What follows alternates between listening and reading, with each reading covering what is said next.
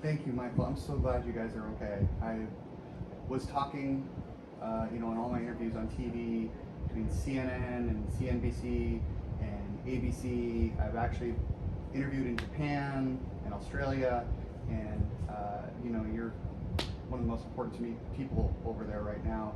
And the fact that you made it out, and the story I was telling people about you talking to your mom. So the fact that you're safe really means a lot. You and I go way back. And I just want you to tell everybody the story and everything that you've dealt with, so that they can really get a full scope and hopefully understand this tragedy so it doesn't happen in the future and things of that nature. Sure.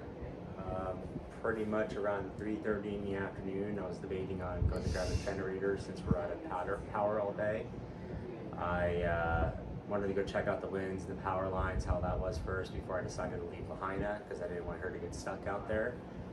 So when I made a right on Pownell to head up towards Lahaina Luna, up the mountain, I immediately saw just smoke and basically gray and black smoke. So I knew something was on fire. I know if it's white smoke, it's typically something going out, but this is full on black. So there was no text on your phone like warning you that there was a fire at that point? No warning at all. It's just because I saw people running for their lives and cars backing up, people screaming, and I couldn't even see, the smoke was so bad I couldn't even see the fire. Yeah. So what happened after that? I immediately got back to the house, told Andreza, well, first I let the kids know that we're outside, get out of the house, get your mom out of the house. Then I went inside, grabbed Andreza and the 5 dogs who were sitting at the time, and get in the car. She grabbed her important paperwork, and we jumped in the car. Then I called my mom to see where we should go, because I know that there's roadblocks, and if she could call 911, because I can't. Something that you're no phone calls. The phone and 911 wasn't working. So I actually had a 1-bar signal since I have Verizon. She has T-Mobile, and she had no signal all day. Earlier that morning, we were told the fire was out. Earlier that day, we were told the fire was out only by phone, since we didn't have internet access at all. You couldn't look it up on Facebook. You couldn't get any information. Yeah. No sirens, no radio signal, no announcements over the radio. That didn't happen until like 15 minutes later or so. This is one of the things that people have been saying about this. The fact that you've had 0 warning. Those emergency siren systems should, at the very minimum, have backup. Satellite connections, batteries, so that they can operate in situations like this. Because the fact that nobody knew is the reason that everything is as bad as it is. I feel like the county really failed us on this. There's been so many fires in the past, especially that one that happened 5 years ago or so. We all knew that that place could go up just like that, and there's no preparation taken. Things like putting the power lines underground, putting a firewall, putting some goats out there to eat that grass, putting some fire repellent stuff, having satellite phones for every officer. So there's communication. They felt like there was no communication between the fire department, Coast Guard, things like that. I know that there are some communication, but when all hell broke loose, they weren't prepared for this. And I feel like we had plenty of warnings. We had a lot of little warnings throughout the year. Every single year we get fires out there. And I'm not sure what the timing was, but I think the National Guard should probably have been called a lot earlier when the situation was more known. Oh, absolutely. I don't believe National Guard was called until the evening time, and at that point it was already too late. So even later on, when my mom finally got a hold of the Coast Guard when we were in the water and going back and forth. Let's go back up actually. So after you got back, you got everybody out. At what point did you try to evacuate? Oh, immediately. Once I saw that fire, I immediately drove back to the house, grabbed the Andreza and the dogs. We called my mom. She called 911. 911 told her to follow the traffic. We followed the traffic down to Honopialani Highway, and we were forced to, basically I could see the wind going towards the Kaanapali and going towards the ocean. So that's the worst place you want to go, and they're trying to basically force us down into Lahaina. So once the narrowest road that there is, as opposed to sort of yes. So every hitting roadblock and being forced down into that way. I heard you had friends that ran the roadblocks and they were able to get out, right? Yeah.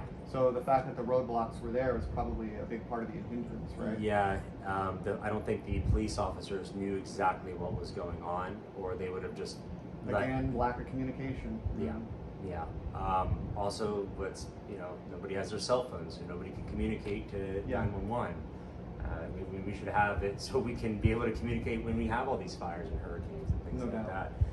But when we got down into Front Street, it's pandemonium. There are people pulling up on the sidewalks, driving opposite lane of traffic, motorcycles going in and out of traffic, people running for their lives in both directions. We didn't know. Yeah, where are you going to go when the fire's everywhere? I kept telling her, keep an eye on those roofs. If you ever see they start to get even a bit of red, we need to run. If that red starts to get around us, we need to run. Once that... What do you mean red? The fire? Yeah, so if we start to see, because it's so smoky. Yeah, it's a wall, yeah. right? So I told her, if you see red that's close, that means that's fire, so we need to run. So traffic's jammed. By this point, I'm trying to cut through a Foodland parking lot. Thought I had a good idea. Everybody has the same idea. So then we finally made it to Front Street near Waikiki Brewing Company. I saw the Waikiki Brewing Company in that area start to get the ambers on top, and that's when I know we got abandoned car, we got abandoned this truck. So we pulled up onto the curb, and I told her we need to run the opposite direction. At that point too, I also noticed that towards Kaanapali area, going north, that was now on fire. So we were driving into fire, flames, and now the Waikiki Brewing Company's on fire. So the best thing that we could do is run the opposite direction, south, going towards Kihei on Front Street with the 5 dogs and our bag, which we just ended up abandoning. We realized how bad it was. It's just us now. It's just us. Our lives and the dogs' lives are what's most important. Were people dying at that point because of all the smoke? Because from some of the other stories I've heard, people were succumbing to the smoke inhalation very early on in the process because of how thick it was. So before the fire was even there. I didn't see anybody personally die or pass away in the very beginning. You see people that could barely breathe and they didn't know to put their shirts over their mouth and things like that. A wet shirt helps even more. And we thank God I watch a lot of survival shows, or I have, so I knew to wet our shirts, wrap it around. We got between Bubba Gump's and the whatever restaurant is to the left in that small beach that's maybe 30 yards, and I realized, everybody's like, oh, it's gonna be safe here, it's not gonna get here, and I let her know, no, we need to get out of here. These two are gonna go, Bubba Gump's and the one off to the left. They're all 100-year-old buildings with no firewalls in between them. So then we started, and somebody during this way helped us with the dogs for a bit, which, thank you if you guys see this. So we get to the north side of the Bubba Gump's there on the wall, and then that's when I told Andreza, like, we're gonna have to get ready to jump in the water. I see traffic starting to open up going north, not realizing it was just people pulling off to the side to get out of the way. And so I had her jump in the van. I tried to grab the dogs to put them in the van. We had 5 with us that we were sitting at the time, and I think I mentioned that. So as I'm trying to grab them, 3 of the dogs refused to come with me. 2 of them were about 50 pounds. One was about 100 pounds, and there's also 2 Pomeranians. So the big ones were trying to get away from me, and I physically couldn't pull, and I was able to grab the small ones, but once that smoke came in, I couldn't see anything. And that's when I realized I can't see where my wife is anymore, I can't see where the dog's anymore, I know where I'm at, I don't know where I'm going, and I can't see the dogs. And the dogs are trying to the little black Pomeranians trying to get away from me, because they're all scared. They see fire this way. Everybody, yeah. So I try to pull them into the water to see, and I get in the water for a second, and then I realize that Bubba Gump's is starting to burn, and I need to run back up to the street, run towards Kapalua. I hop in the van with her with those 2 dogs, and put them in the back. Immediately jumped in. You know, we said our prayers to God, and I started calling my mom and my brother and my daughter. I first heard. You know, I just wanted to tell everybody I love them. Thank God I called my mom, and my mom was on top of it, because once that phone went out, she immediately called. I told her, the last thing I said to her was, we're in front of Waikiki Brewing Company jumping in the water. That's when, you know, when I hung up, she started calling fire department, Coast Guard, 911. Directly. And they had no idea what was going on. There's a fire in Lahaina. The Coast Guard said that there's a fire in Lahaina, that we heard there's a fire earlier today, but that was put out. Nobody had any idea that we were out there. I was already talking to Kelly Bryce, you know. Remember Kelly Girl, she's his wife, and we're still very close. She was, they already knew how bad it was, and we were actually talking, like, why isn't the National Guard? Nobody knew, because there's no communications through the natural channels. And they were already going down there to get in boats to go help, and, you know, to mobilize. And it was like, the fact that nobody knows is one of the most shocking things about this whole thing. So, even when I called, was able to get a hold of 911, they had no clue. And I appreciate that the 911s had a lot of calls coming in, but our call was going out, and I'm like, everything's on fire, you know, around us. We're now in the water. This is kind of skipping ahead a little bit, but they had no idea. They're like, oh, we have fires everywhere. You know, up country. I'm like, no, you don't understand. We're surrounded by fire. People are going to die down here. And she then immediately took it serious. Where exactly are you? I'm at Waikiki Brewing Company. We're about 20 yards down now, you know. And then what time is this, by the way? Like 5:30? 3:30 is when the fire started. Yeah, but at this point, where the fire's surrounded. When we're surrounded by fire, was within 15, or I would say within a 30 minutes time. So this is 4 o'clock. Yeah, in the afternoon. But why everybody thinks it's nighttime on the news is because it was so black. It looked like it was nighttime a lot of the time. Yeah. Our whole ordeal was 12 hours out there. But basically, the car, we're in the van. I realized we jumped into a catering van full of propane tanks. Oh. So, you know, I said I loved you. Last thing I got, you know, by the time I got my daughter on the phone, I could only say I love you just real quick. I think I said it a few times. And then I noticed everybody putting the propane tanks on the ocean wall, which I'm like, no, this is not. We got to throw it into the houses. So we're grabbing the propane inside of the van, grabbing them off the wall, away from where the people are, and throwing them into the people's yards, because there's now houses across the street. There's things across the street. And we're just throwing it, and I just did that. I don't even know how many times. Then I said to Drazen, we gotta get out of the truck, or now van, and jump this wall. Got the 2 dogs, jumped the wall. Yeah, I can see you guys are a little beat up.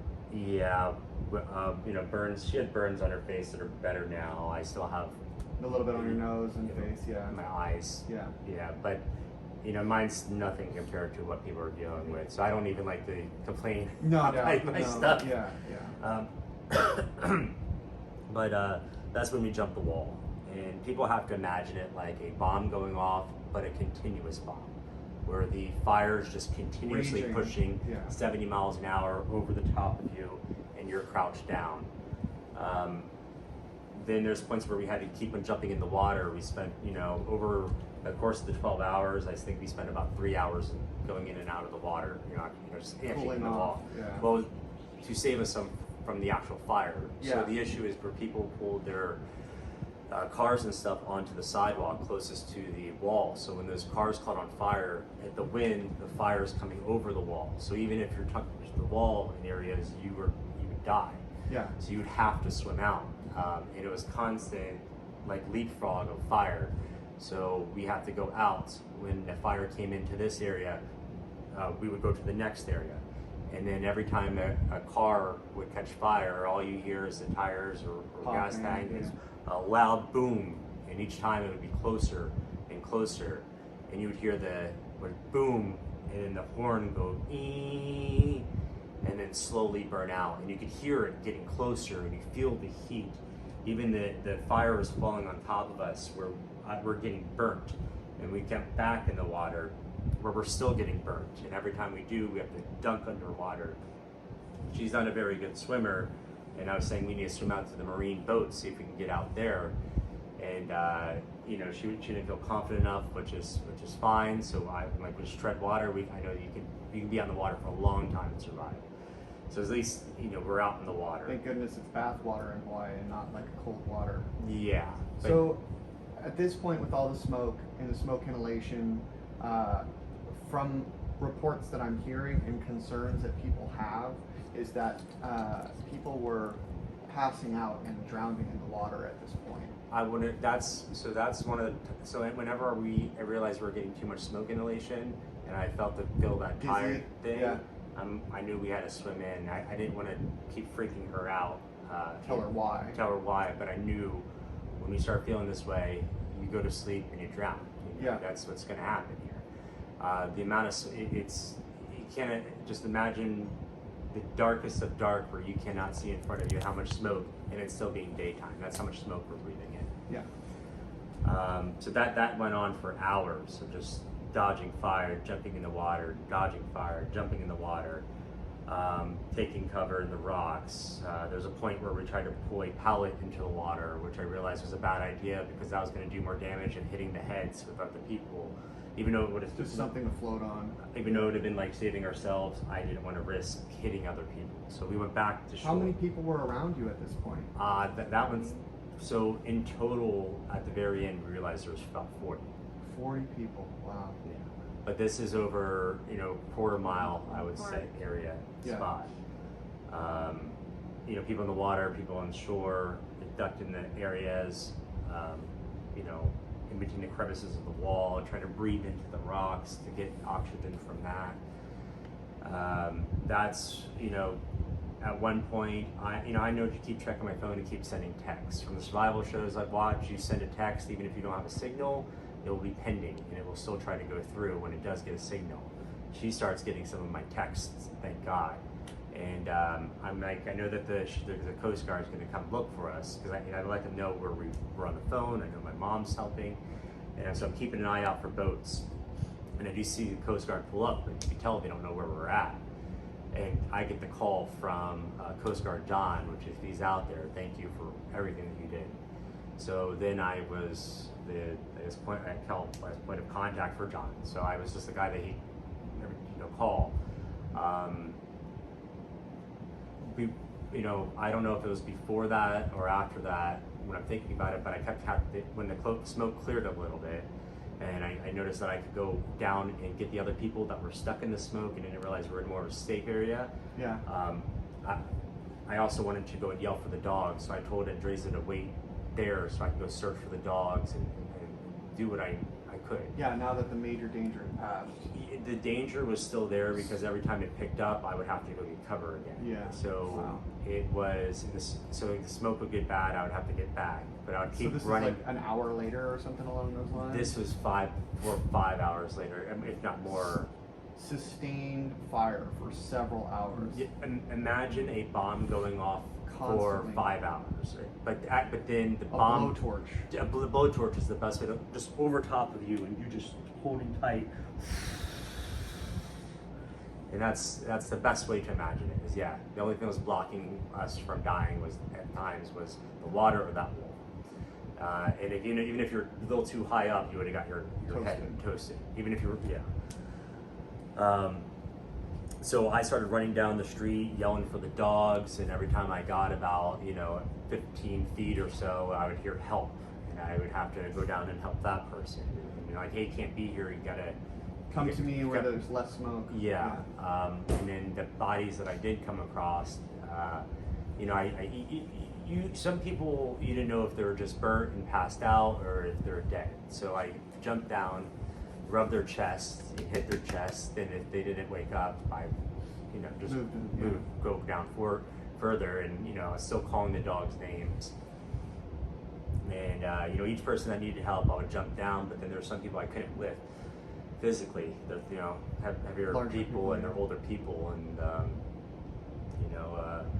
so basically I had to run back all the way to where the group's starting to collect now, where I'm trying to get people back to, and I've asked everybody for help, and nobody would help to go back with me to lift the woman, except one guy. Which I thank you if you see this. You know, he helped a couple times. He's the only guy that, I mean, there's a couple guys that helped in other things, but I'm glad he stood up and really. He really put forward a lot of help. So I went back with him. We helped get the woman up to the wall with her little wheelchair thing, her walker wheelchair. I mean, her daughter wasn't going to leave her side. Her daughter couldn't pick her up by herself. So we got her on the wall.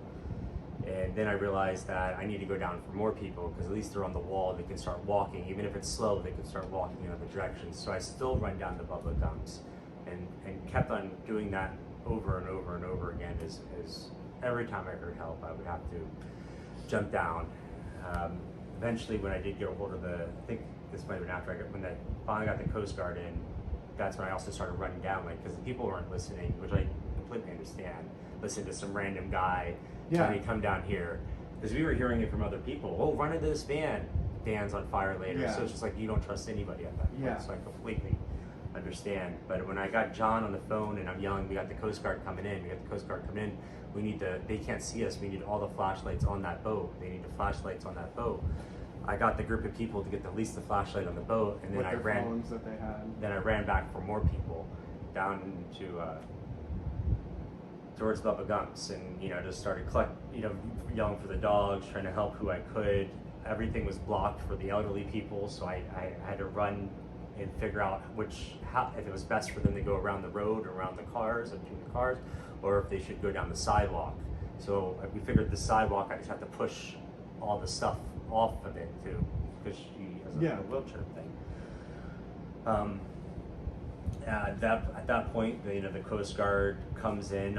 They can't find us. They have 2 rescue divers on surfboards, because they can't make it past the reef out there, because they have that reef. And he needs a head count. I was having trouble getting in line for the head count because everybody's in such a panic, and I'd count some, and then people would move around. It's just totally understandable. It was just, and I let John know, I'm having trouble counting people. He's like, okay, try to get them in groups of 6. Okay, that doesn't work, try to get them in groups of 10. And then I just started running down and counting everybody, but I'm like, there's still more people down there, so I gotta go run back down. I counted about 10 times that I ran back down to Bubba Gumps from the opposite end. But I couldn't go get any further because of the heat and the smoke. It was just like, I physically couldn't make it. The firemen come in, or they basically said I need to get the children, elderly, and the parents ready to get on those surfboards. They need a head count for the life vest. I counted about 40. Who cares? Just keep them on the damn boat. Yeah, they said, they kind of asked me, what are we getting into here? And I kind of had to step aside and let them know, we have some really panicked people down here. It's going to be tough. We have elderly people with pets, they won't leave, children.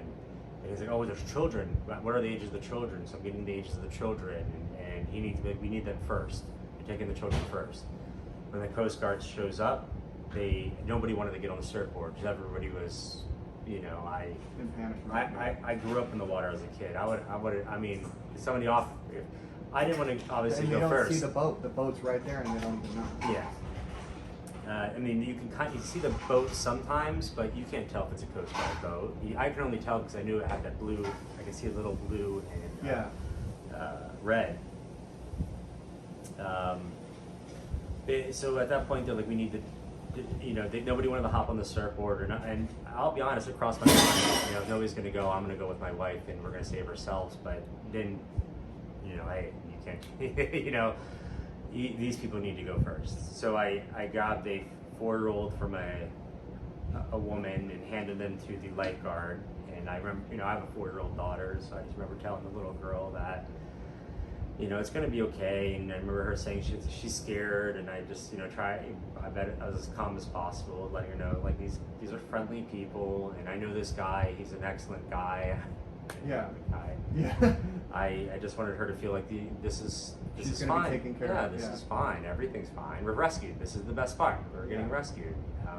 And they got about 50 yards out, and at that point, I'm like, okay, I need to go the opposite way. I haven't gone the opposite way to look for people.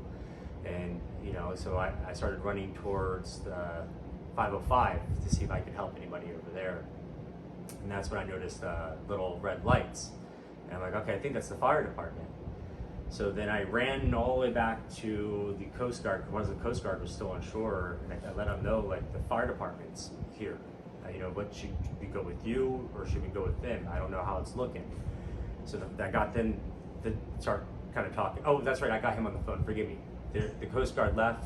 I was talking to the Coast Guard on the phone and gave it to the firemen. I gotcha. That's when they were discussing what should we do. Should we take him by foot?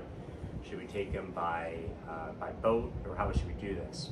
And at that point, the woman that I grabbed the child from realized that we're going to be saved from the fire department, and now her children are on the boat. And they're going to Maui. We're going to Kapalua, which really freaked her out, and they had to, you know, calm the parents down. And hopefully everybody was reunited. When we saw the fire trucks, the firemen came up. You know, I think I let them know how many people we had there. You know, but there's more people down there. There's dead people. You know, there's a guy down. You know, this one. Just, you know, they're done. Just try to get everybody else that you see alive. You know, and I've come across burnt people that were just wanted. You know, I had to wake them up, or they would just. They looked dead, but I had to get them up to get them to safety. At that point, they got the group of 10 out. My last run, I couldn't make it. I got back to the group and I was just vomiting. I couldn't run anymore. I took in too much smoke. I was just throwing up on the ground. She said, you don't run back in anymore, because if you run one more time, you're gonna die. I listened to her, which I'm glad I did. The firemen took the first 10. I just sat on the curb dizzy, because I'm about to pass out from all the running and nauseous. And, you know, this next time they came back, like, Hugh can't walk. I think my wife said he's gonna have trouble. And so the guy's like, are you gonna have trouble? I'm like, I could pass out any second. I don't know if I did too much running. And so he's like, come out. I'm like, but if I can just hold on to you in case I do fall, let's go. Crack your head. Yeah. So I put my arm around him and we just ran. I want to say it was 50 yards or so, if not more. I remember we almost stepped on a power line, and because I was looking down, and I just remember pushing with my right foot, the firemen, and them over to the left, so we don't step. I didn't know if it was live or what. So they were all out, but I just, you know, instinctual. So then we get to a Ford F-150 type truck with the open bed, and we jump in the bed of the truck. During this time, keep in mind we have the 2 dogs still. That's good. We put the dogs under. I put the dogs underneath the toolbox so they're safe.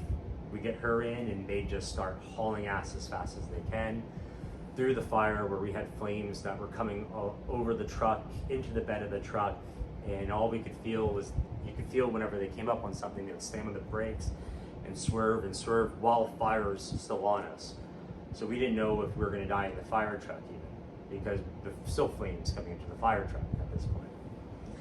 I remember throughout the night, I remember just keep on trying to cover her head whenever the fire came in, because I didn't want her hair to catch on. I knew if her hair catch on fire, it's 3rd-degree burns. Yeah. If I could just put my back, I don't have much hair, and I don't, you know, if I get burned on my back, it's not a big deal. It's just a little bit of a burn compared to her catching fire. No. So I shoved her head underneath my chest, and I'm like, you need to stay down as we're going through the fire. And then once we got out of the fire, by this point our eyes are like this, because it's so much bright all of a sudden. Well, so much smoke in your eyes that they're swollen shut. You can't see anything. You can just see a little bit. So all the running I was doing is like this. Yeah. You know, and it's burning, and you got to close it for a while just so you can get enough, so you can open it a little bit again. Yeah. Once we got out of I felt the heat. I look up, and now we're in Waikuli, and everywhere I'm looking is on fire. And I'm like, there's nothing else to see. And I just went back down. They put me in an ambulance. Then they brought us to the triage center. The triage center did take care of us in the beginning, and they did take care of some of the, the people that I helped that were burnt, and they came in right after us, and they helped them, got them to the hospital. I felt like a lot of the firemen were great. Some of the ambulance drivers were great. Some of them could have had a little bit more compassion. There's a lot more I could say on that, but I don't want anything to happen because of what I'm saying, because it's basically they just cattle treated like cattle. Not even, there's nobody who was there at one point, and we were still treated. Yeah. That's a story on its own. I feel like we're going to have some issues from let alone the fire, but our experience with the triage center. Yeah. I felt like they weren't taking it as seriously as they should have, and they continued not taking it very serious. Even as there's a lot we have to say on that, but that'd be for another story. We have fear that people are going to hate us for what we have to say about that. Yes, I gotcha. And they're saving a lot of lives, so we don't, and a lot of them are doing as best as they can. It's just, there's dispassionate. There's bad apples in every bunch. Let's just say that. So, throughout this whole experience, and I mean it's a very detailed story, you lost everything. You lost your car, your place, your stuff. Businesses, yeah. Money, everything that we had. Do you guys have a Patreon or a page? I'll be posting it, of course. You can provide a link to me. Yeah. Of course, GoFundMe. I'll send you my Venmo as well. Okay.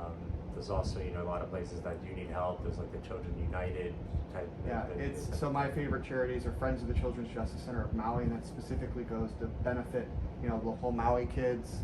And in addition to that, Maui United Way is a phenomenal charity, and those go directly to benefit Maui's people, and they have amazing resources. It's, there's a lot of funds coming in through FEMA, and the president has declared this a national emergency, along with the governor. So fortunately, there's going to be a lot of government funds that come in, but that doesn't necessarily help people who don't own property, people who, have their business, but now that location's gone, and their stuff is gone, what are you going to do? It doesn't exist anymore. So that's why it's important also to donate individually to people, because they don't get those kinds of funds. And we're going through grief, of course, and we might be going through the angry part of grief. Yeah. But another thing that is very upsetting is all the bureaucracy when it comes to building houses here in Maui.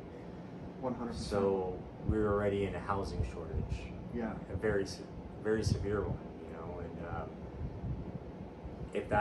if they continue to do stuff like that, the rebuilding process is already going to be tough enough. If they keep up with what they were doing before, it's just I have some thoughts on that, because, first of all, that whole Lahaina area is all older, Sears catalog homes, so understandably there's not a lot you can do about that in the fire. But a lot of them have because of so many people needing housing, they have to have illegal housing. I mean, garages converted into ohanas, 3-bedroom houses being 3, separate studios. And I think now that everything is burnt, they need to rezone the majority of the area multifamily, so they can be legitimate multifamily structures. And of course, the county, it's not so much, that they don't want to do something, it's that they're massively understaffed. They have new systems in place, but I think having a system of permits in general is a bad idea, because it puts the liability on the county. I think we need to bypass that and have people protected through insurance bonds. So you insure the building, you have it increases the cost but decreases the time. And having those insurance bonds in place makes sure that the home is built appropriately, and that if there's any problem, it pulls from that insurance from not being built correctly. If there's not proper insulation, if there's not proper fire protection, if there's things that break, from poor quality, of building or installation, the homeowner will be protected. Yeah. The county doesn't need to be a part of that process, and it's unfortunate that they don't have the staffing, but there needs to be a different new system in way, because it's already not keeping up with the amount of housing that we need. And with this, this needs to be a rapid response. There needs to be, you know, obviously the historic nature of Lahaina needs to be rebuilt. We need to look past these things and have these locations anew so that we can remember, you know, but have something that's safe and still brings in, you know, our family, our people, our businesses, so we can thrive again. But if the county's got to be responsible, they can barely do what they are because they need staffing. They just do, and they're not going to have enough. So you're absolutely right, and I appreciate you bringing that up. Yeah. I feel, yeah, things need to change. I mean, it's too late now to, you know, to go back in time, but things need to change for the future. But while the buildings were all fine, it's not like you can just go in and bulldoze them all. They're historic. Yeah. So all we can do is hope to be like the banyan tree and survive this and grow back the best we can. That's all we can do. Our prayers really go out to the families, the rescuers, there's children we're hearing about that didn't make it because they're off school. There's, you know, babies that we saw out there that we never saw again. So our prayers go out to everybody out there. We are lucky to have our lives. We're happy to have our lives. We're one of the lucky ones. You know, it's something, you know, here, we're one of the lucky ones. We really are. And there's a lot of people out there that need help right now. And Maui itself needs help, not just Lahaina. The whole island needs to. I don't know if you've talked to your brother yet, but you know our mutual friend Michael, the photographer? Yes. So he has an anonymous client, and it's kind of funny, but he has a 1997 BMW 7 Series, and he wants to give that to you since you guys lost your car, so you have transportation to get around. So at least you'll have a car in the meantime to get around and whatnot. So this transportation is going to be really difficult for the time being. I think we're going to lose a lot of Maui people. Because if they have family and places to go on the mainland, they're going to be doing that. Yeah. And there's already a glut of, there's going to be a big glut of cars available. But right now, I want to make sure you have that's yours to keep.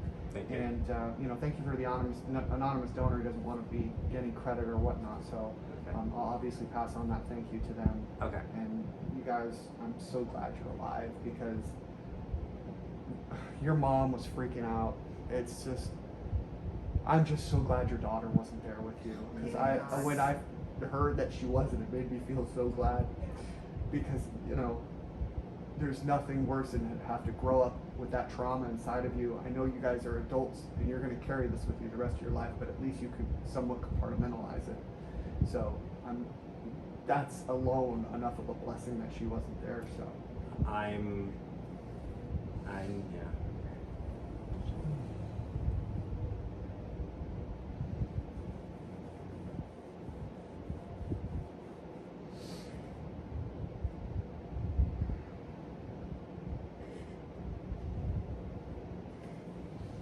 So I think that's good. We should finish it there. Thank you guys so much for the interview. I really appreciate it. Yeah, you're welcome.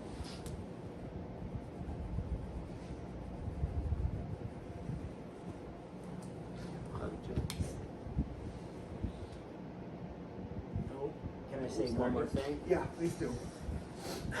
So we did, after all of it, we were able to save 4 out of the 5 dogs who were sitting.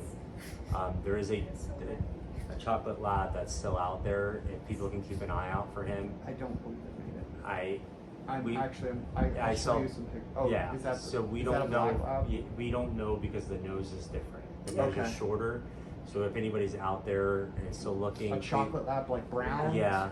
I'll post a picture in the comments. Some pictures, please. Yeah, I'll post a picture in the comments. So if you see it, please let us know. He was the only one that Didn't that we couldn't. ran off. Hopefully, Well, he wouldn't run. That was the thing. He was too coward. scared to run, and he's a heavy dog and strong. I and, see.